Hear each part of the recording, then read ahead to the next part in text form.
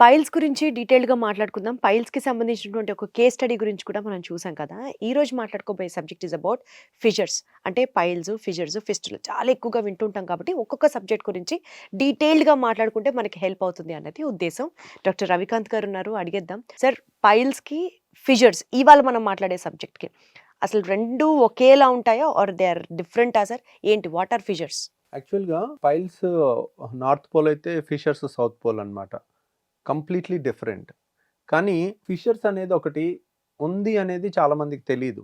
వాళ్ళందరూ గూడా మనకి మలద్వారం దగ్గర ఏ ప్రాబ్లమ్ వచ్చినా పైల్స్ ప్రాబ్లమ్ ఉంది అని అంటారు. హ్మ్. అది కరెక్ట్ కాదనమాట. పైల్స్‌లో పెయిన్ ఉండదు. ఫిషర్స్‌లో ఓన్లీ పెయిన్ ఉంటుంది. బ్లీడింగ్ తక్కువ ఉంటుంది. ఫిషర్స్ రావడానికి మెయిన్ కారణం కాన్‌స్టిపేషన్. కాన్‌స్టిపేషన్ నుండి ఎప్పుడైతే విరోచనం గట్టిగా అవుతుందో ప్లస్ వాళ్ళకి మోషన్ కంట్రోల్ మలద్వారం దగ్గర స్పింక్టర్ ఉంటుంది మనకి కంట్రోల్ కోసం. అంటే ఎంత ఫోర్స్‌గా వచ్చినా ఆపుకుని బాత్రూమ్‌కి వెళ్ళే వరకు ఆపుకునే కండరం ఒకటి ఉంటుంది మనం కంట్రోల్ చేసుకోవటానికి. ఆ కండరం కొంతమందికి చాలా బలంగా ఉంటుంది. అలా బలంగా ఉన్న వాళ్ళకి కాన్‌స్టిపేషన్ తోడైతే ఆ కాన్‌స్టిపేషన్ అయ్యి విరోచనం గట్టిగా అయ్యి బయటకు వచ్చే టైంలో అది రాపిడికి అక్కడ కట్ అవుతుంది.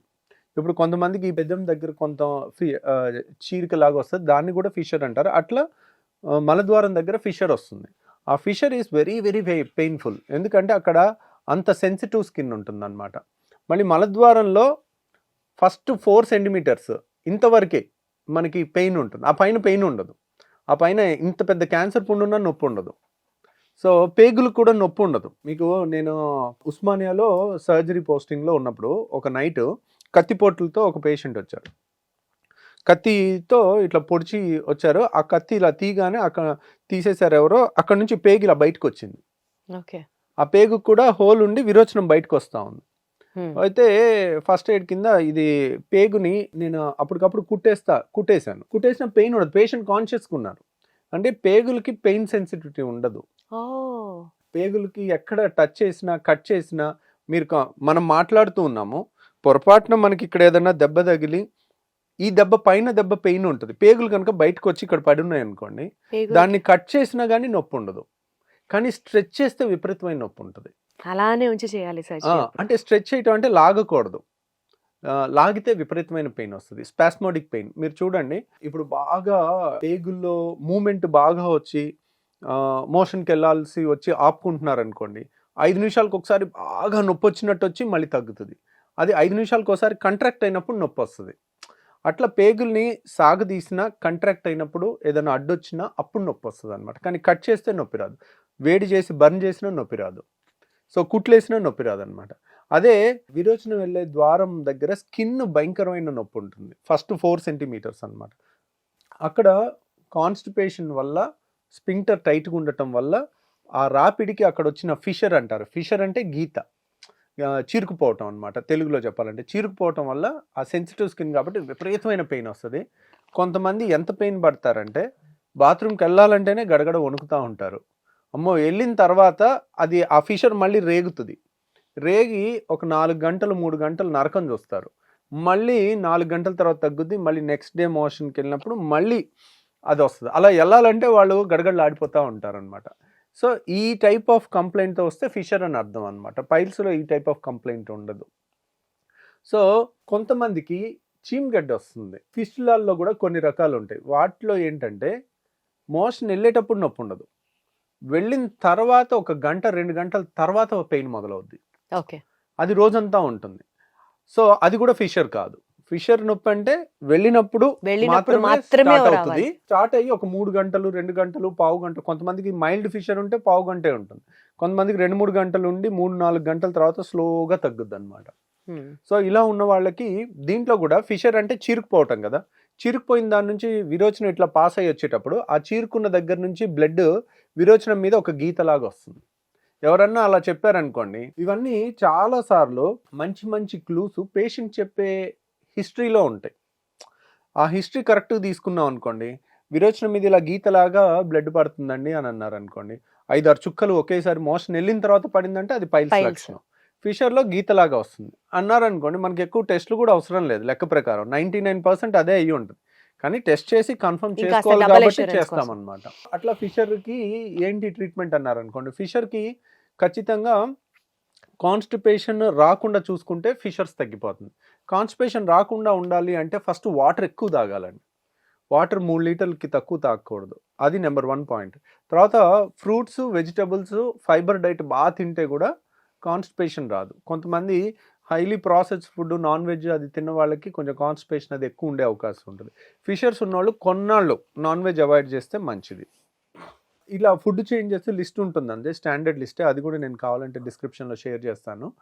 దాంట్లో ఉన్నట్టు పాటిస్తూ ఉంటే కనుక కాన్స్టిపేషన్ కనుక తగ్గగానే ప్లస్ ఒక లాక్సేటివ్ ఇచ్చామనుకోండి, ఇప్పుడు ఎక్కువ పెయిన్లో ఉన్నారు, ఒక పెయిన్ కిల్లింగ్ ట్యాబ్లెట్ ఇవ్వచ్చు, లేదంటే ఒక ఆయింట్మెంట్ ఉంటుంది, ఆయింట్మెంట్ రాసుకుంటే కూడా అక్కడ నొప్పి వెంటనే తగ్గిపోతుంది. దాంతోపాటు లాక్సేటివ్ విరోచనం గట్టిగా రాకుండా ఫ్రీగా వచ్చేటట్టు మోషన్ ఫ్రీ అయ్యే టానిక్స్ కొన్ని ఉంటాయి, ట్యాబ్లెట్స్ కొన్ని ఉంటాయి, అవి వేసుకుంటే కూడా వాళ్ళకి వెంటనే ఒక 3-4 రోజుల్లో రిలీఫ్ వచ్చేస్తుంది. కొంతమంది ఇంకెలా ఉంటారంటే, సార్ ఇట్లా ఫిషర్స్ ఎలా ఉంటుందంటే అప్స్ అండ్ డౌన్స్. అంటే ఇప్పుడు ఫిషర్ వచ్చింది, కాన్స్టిపేషన్ వచ్చింది, వాళ్ళు ఏదో ఒక వారం రోజులు 3 రోజులు సరిగ్గా ఫుడ్ తినలేదు, డీవేట్ అయ్యారు, అప్పుడు ఎక్కువ అవుతుంది. 3-4 రోజులు ట్రీట్మెంట్ తీసుకున్నారు, ఫుడ్ జాగ్రత్తకు వచ్చారు, తగ్గిపోతుంది. మళ్ళీ ఒక 4 రోజులు రాదు. 4 రోజుల తర్వాత మళ్ళీ ఇంకొకసారి ఒక 4-5 రోజులు విపరీతంగా ఇబ్బంది పడతారు, మళ్ళీ రాదు. మళ్ళీ ఇంకో 2 నెలలు 3 నెలలు రాదు. అలా అప్స్ డౌన్స్ ఉంటుంది. అలా ఊరికే వస్తున్నా, వచ్చినప్పుడు సివియర్గా ఉంటున్నా, 3 గంటలు 4 గంటల పైన సఫరింగ్ ఉంటున్నా, అబ్బా ఇదేంటి ఇంత నరకం లాగా ఉంది అని బాధ ఉంటున్నా, అప్పుడు మందులతో కూడా చాలా రోజులు టైం పడుతున్నా, అప్పుడు దానికి లేజర్తోనే మనం లాటరల్ యానల్ స్పింక్టరాటమీ అనే సర్జరీ వచ్చిందండి, LAS అంటారు. అది కోత ఉండదు, కుట్టు ఉండదు, చిన్న ఆపరేషన్ 5 నిమిషాల్లో అయిపోతుంది. దాంతో కూడా చేస్తే అద్భుతమైన రిజల్ట్. అంటే అన్నిటికన్నా సాటిస్ఫైయింగ్ రిజల్ట్ ఏంటంటే, రోజు బాత్రూమ్కి వెళ్ళి నరకం కింద వచ్చేవాళ్ళు నెక్స్ట్ డే సార్ ఎంత పెయిన్ రిలీఫ్ ఉందని వాళ్ళ ఫేస్లో ఆనందం చూడొచ్చు అనమాట ఫిషర్ సర్జరీలో. కాబట్టి పైల్స్లో పెయిన్ ఎలాగా ఉండదు, బ్లడ్ పోతూ ఉంటుంది, కాబట్టి దాని ఆపరేషన్ చేసిన అంత సాటిస్ఫాక్షన్ పేషెంట్కి రాదు. ఫిషర్లో తగ్గని పేషెంట్స్కి మాత్రం చాలా హై సాటిస్ఫాక్షన్ లెవెల్ ఉంటుంది అనమాట. సార్ ఈ ఫిషర్లో ఎస్పెషల్లీ హీలింగ్ పీరియడ్ కొంచెం ఎక్కువ ఉంటుందేమో కదా సార్, ఎందుకంటే మోషన్ పాస్ చేసిన ప్రతిసారి అక్కడ రప్చర్ లాగా అవుతూ ఉంటుంది అండ్ నొప్పి ఉంటా ఉంటుంది, తిన్నది ఎక్స్క్రీట్ చెయ్యక మానదు, and everyday it is like ఆ గాయం మీదే మళ్ళీ రప్చర్ అవుతూ కాదా? లేదు, ఎందుకంటే మనం ఈ సర్జరీలో ఏం చేస్తాం, నేనేం చెప్పాను, ఫిషర్కి కారణం ఒకటి విరోచనం గట్టిగా కాన్స్టిపేషన్ వల్ల రావటం నెంబర్ 1. నెంబర్ 2 స్పింక్టర్ చాలా టైట్గా ఉండాలి. ఈ 2 కాంబినేషన్ కుదిరితే బాగా గట్టి ఫిషర్ వస్తుంది అనమాట. కాబట్టి ఈ టైట్ స్పింక్టర్ని కొద్దిగా లూజ్ చేస్తాం, కాబట్టి వాళ్ళకి మోషన్ కొంచెం గట్టిగా వచ్చినా ఫ్రీగా వెళ్ళిపోతుంది, కాబట్టి నొప్పి రాదనమాట. ప్లస్ మీరు అన్నట్టు ఇన్ఫెక్షన్స్ కానీ నొప్పి కానీ ఫిషర్ సర్జరీ అయిన వాళ్ళకి సర్జరీ నొప్పి కూడా అసలు తెలియదు, రోజు వాళ్ళు పడే నొప్పి ముందు ఇది నథింగ్ అనమాట, స్వర్గంలాగా ఉంటుంది వాళ్ళకి. అదే పైల్స్ వాళ్ళకి, piles is a painless condition, piles వాళ్ళకి ఓన్లీ బ్లీడింగే కంప్లైంట్ ఉండదు, పెయిన్ ఉండదు, 99% ఉండదు.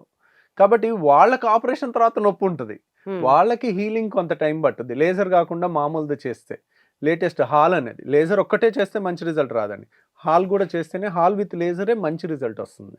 హెమరాయిడల్ ఆర్టరీ లైగేషన్ చేసి అప్పుడు వాళ్ళకి పెయిన్ రాదు. అదే మామూలు సర్జరీ పైల్స్కి చేసామనుకోండి, ఓల్డ్ టైం చేసేది, భయంకరమైన పెయిన్ వస్తుంది వాళ్ళకి. సో ఇప్పుడు ఈ ఫిషర్స్ ఉన్న వాళ్ళకి మీరు చెప్పే లేజర్ సర్జరీ ప్రతి ఒక్కరికి సజెస్ట్ చేస్తారా, దానికి ఏమైనా టైం ఇస్తారా సార్? వాళ్ళకి ఇక్కడ నిర్ణయం డాక్టర్ది కాదండి, ఇక్కడ నిర్ణయం పేషెంట్ది. సో నేను ఒకటే అడుగుతాను, ఏమంటే మీరు ఈ బాధ భరించగలుగుతారన్నారా, ఇంకో 2-3 రోజులు భరించగలరా, మందులు వాడితే తగ్గే అవకాశం ఉంది, ఒక 3 రోజులు భరించగలంటే చూద్దాం, మందులతో కొంచెం ఓపిక పట్టండి, దీంతో తగ్గిపోతుంది, మందులు ఇచ్చాము వాళ్ళకి తగ్గిపోయింది, హ్యాపీ, మళ్ళీ రాలేదు, మీరు ఈ జాగ్రత్తలు పాటిస్తే మళ్ళీ రాదు, ఓకే.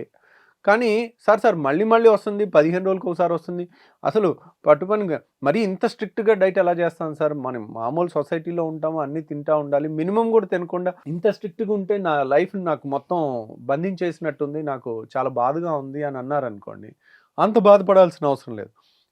ఈ లేజర్తో వచ్చిన లేటెస్ట్ టెక్నాలజీలో మీరు అంత భయపడాల్సినంత పెద్ద ఆపరేషన్ కూడా కాదు, అంత పెద్ద సైడ్ ఎఫెక్ట్స్ కూడా ఉండవు. ఈ ఆపరేషన్లో ఏంటంటే మనం స్పింక్టర్ని కొంత లూజ్ చేస్తాం కదా, అది చాలా టెక్నికల్గా ఎక్కువ చేస్తే మోషన్ కంట్రోల్ పోతుంది కొంతమందికి, ఆ విధంగా భయపడుతూ ఉంటారు. కాబట్టి అదొక్కటి కూడా లేజర్తో స్పింక్టర్లో 20% మాత్రమే యాక్యురేట్గా మెజర్ చేసి, అంటే దీన్ని మెజర్ చేయలేం, అందాజ్గా చేస్తాం అనమాట.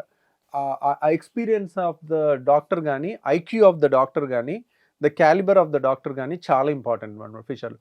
ఎక్కువ చేస్తే ఏంటంటే ఒక్కోసారి కంట్రోల్ తప్పుద్ది, మోషన్ కంట్రోల్ వాళ్ళకి పోతుంది అనమాట. సార్ ఇప్పుడు బాడీ తీరు అని అంటూ ఉంటారు కదా సార్, ఆ బాడీ తీరుకి కూడా ఫిషర్స్ వచ్చే అవకాశం ఉందా? బాడీ తీరు అనేది కూడా ఉంటుందండి. అంటే it's a tendency.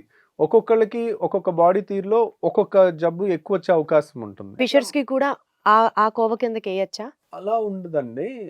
It's a tendency. చెప్తున్నాను కదా, తీరు అంటే వాళ్ళకి స్పింక్టర్ టైట్ ఉందనుకోండి, వాళ్ళకి కొద్ది కాన్స్టిపేషన్ వచ్చినా ఫిషర్స్ వచ్చే వచ్చేస్తుంది. అవకాశం ఉంది. వాళ్ళకి స్పింక్టర్ లూజ్ ఉందనుకోండి, వాళ్ళకి కాన్స్టిపేషన్ ఎక్కువ వచ్చినా కానీ వాళ్ళకి నొప్పి ఉండదు. సో కాన్స్టిపేషన్ ఉన్న వాళ్ళందరికీ ఫిషర్ రాదు. కాన్స్టిపేషన్ నుండి టైట్ స్పింక్టర్ ఉన్న వాళ్ళకే వస్తుంది. సో మేబీ మోషన్ పాస్ చేసేటప్పుడు చిన్నపాటి నొప్పి వచ్చినా సరే డాక్టర్ని కలవడం ఐడియల్ ఏమో, దాన్ని అనవసరంగా పెద్ద చేసుకోకుండా. యూజువల్గా ప్రివెన్షన్, కాన్స్టిపేషన్ రాకుండా చూసుకునే బాధ్యతలు అనేది వెరీ సింపుల్ అండి. అది ఎవరైనా పాటించవచ్చు.